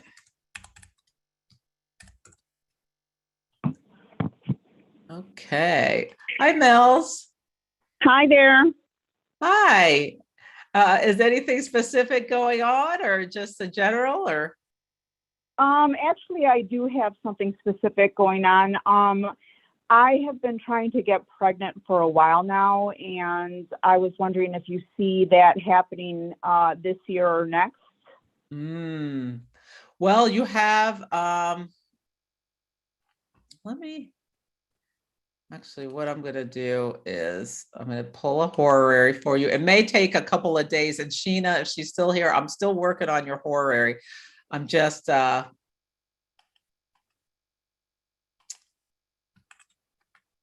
pregnant. Okay. So what you can do is pull a chart for the question. Oh, let me say getting pregnant in the next year. The next year. Okay, I'll work on this. For this year, I actually have a procedure on Monday, February 21st, IVF, and I'm hoping that this will be the one. I was pregnant last year, but I miscarried. Okay, let me just quickly do your progressed. No, transiting. No. One thing people do with fertility is sometimes they do this thing called lunar returns, because every month you have, okay, nearest apply. Next apply. Let me see. Mars. Okay. March 8th. That's not.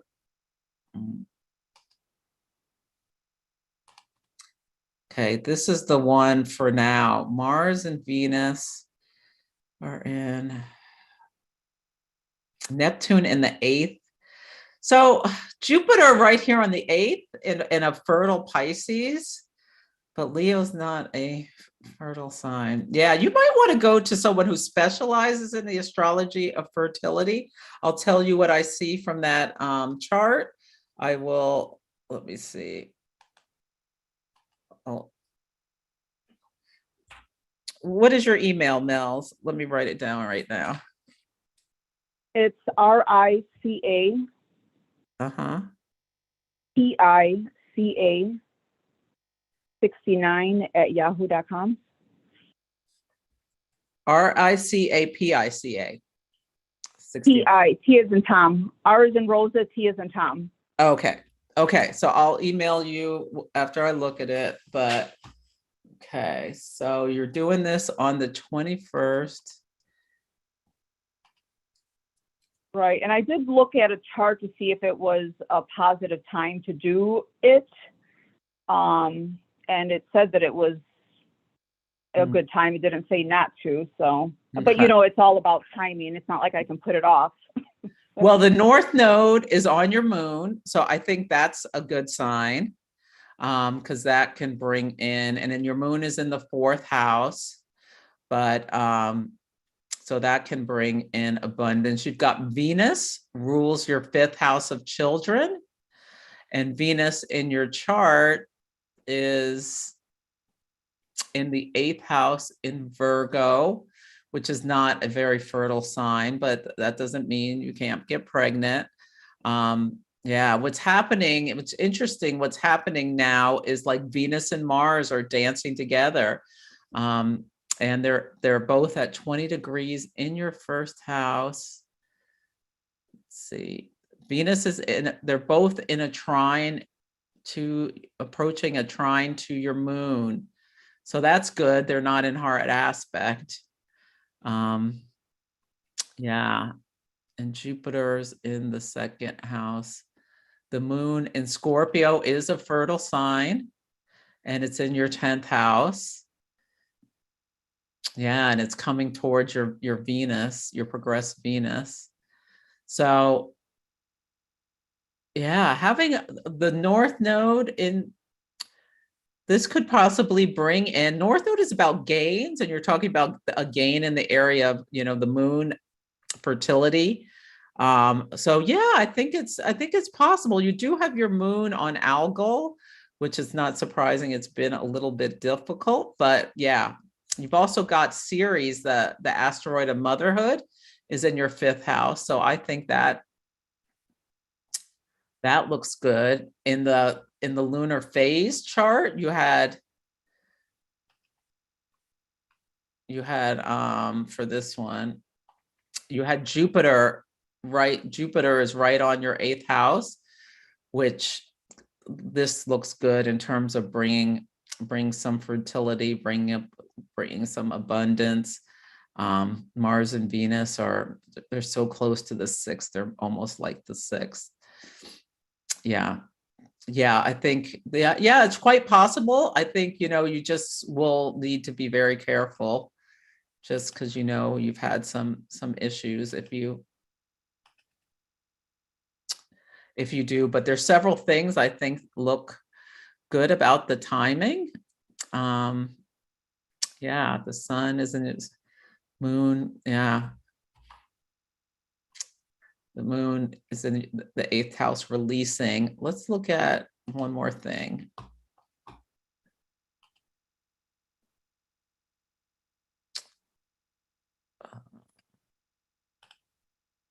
All right. Okay. So the 3rd quarter moon. Okay, so you're doing it during this full moon. The 3rd quarter moon is in 5 Sag.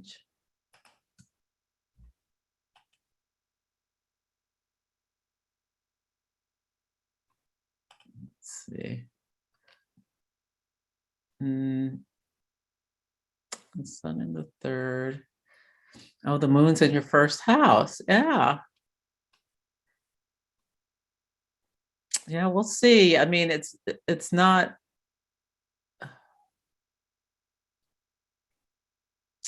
Yeah, you're a Scorpio. No, are you a Scorpio rising? Is that right? No, I'm a Capricorn rising. What happened? Oh, Mel's. Oh, sorry. I was like, that doesn't look right. Okay. Okay. Okay, I must have done something. Okay, anyway, I'll look at it later. Oh, I know what I did. I think I'm losing it. Okay, I was looking at the wrong side. Okay, I'll look at it. Yeah, there's some things that look good. But yeah, I like the North Node on your moon, and I like that the moon's in a fertile sign. I like Jupiter's on the 8th, but yeah, so I hope it all goes well. I hope it takes. I wouldn't be surprised if it took. I think it looks good for that. I'll look at the chart I pulled and let you. Yeah, I mean, I guess the true thing is you can get pregnant, but staying pregnant is a different issue. So I guess it's really like, do you see me giving birth? So Yeah, I think that's the thing. I mean, the South Node's on Neptune in the sky, so yeah, I don't know. Let's see. Yeah. So I hope it's successful. You might want to, if it's not, like, go to a medical astrologer, and I can give you a recommendation who can really that would be great. help you with, like, there may be like stuff about the humors that you can do to help, your body get ready if, if, the modern medicine isn't helping you. There are alternatives that could help you make your body more receptive to keeping a child to term. Yeah, I've pretty much tried everything holistically and spiritually and all that good stuff. But at least I was pregnant last year. I look at it as a positive because I wasn't able to get to that point until last year. Okay, yeah. And you're 51? Yes. Okay, or 52. And the cutoff date is next year that they let you do IVF. Mm-hmm. Okay. Yeah. Hopefully this one will take and we'll keep. But if not, you might wanna talk to someone who really specializes in this sort of stuff and can help from the, an astrological perspective about the timing, as well as maybe like things you can take and whatnot. But I'll read it and let you know. Okay, sounds good. Thank you so much. I appreciate you looking into it for me. You're very welcome. I wish you all the best. Thank you, and happy Valentine's Day. Happy Valentine's Day. Do you have time for one more, Celeste? I had one person on my list. Oh, I sure. was done, but I did not. I had one more newbie. Okay, so the real last one is Anne, 2 N's with an E. Date of birth is 12/27/1949. Time of birth is 1:37 p.m. in Chicago.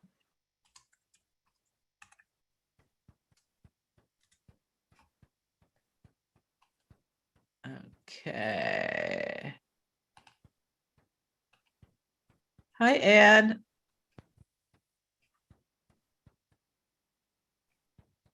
Can you come off mute? Is she still there, Kate? Oh, can you hear me? Now I can. Okay, yeah, I put in my earbuds because when my furnace runs, it runs rather high. Anyway, thank you for taking me last minute.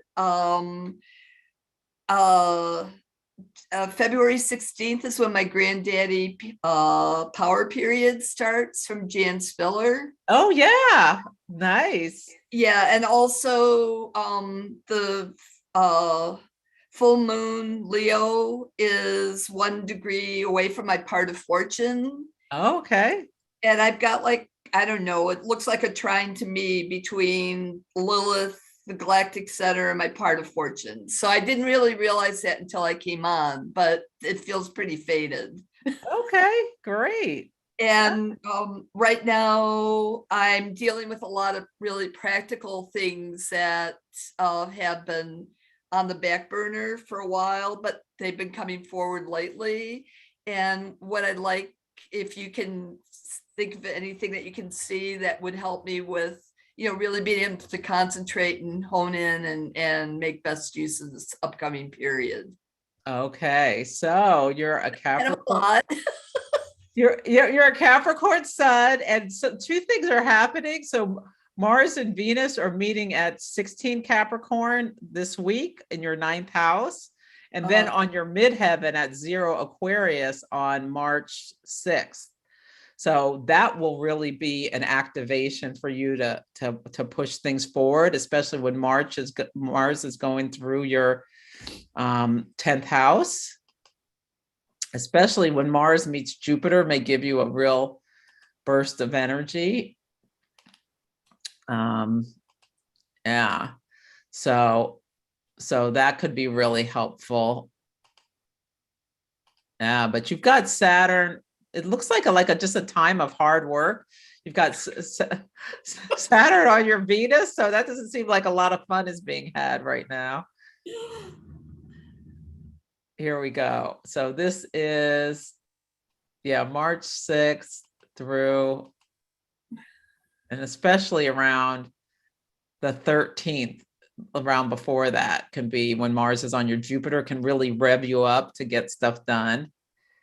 And then you have a nice Mars Venus too around the end of March. So March is a good time. And like you said, so I don't know if people know, when you have a new moon in your 11th house, it's your house of hopes and dreams. Jan Spiller calls it the granddaddy period, where it's just like you really can put all your wishes out there, like bring in abundance, like,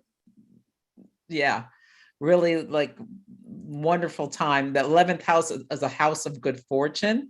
So bring things like positive things into your life when you have that. So hopefully that will help you, get stuff done while that is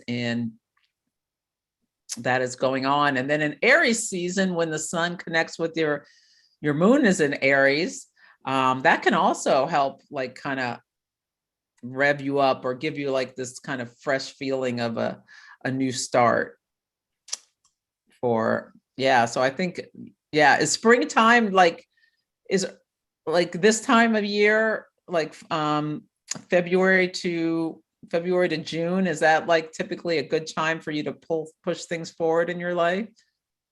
I have to say my energy is really variable. It runs all over the place. So I don't have anything like consistent that I can look back on sometimes. But especially around spring equinox, there is kind of a surge. So when the sun goes into Aries, that probably emotionally revs you up a little bit, because you have your north node next to your moon in Aries.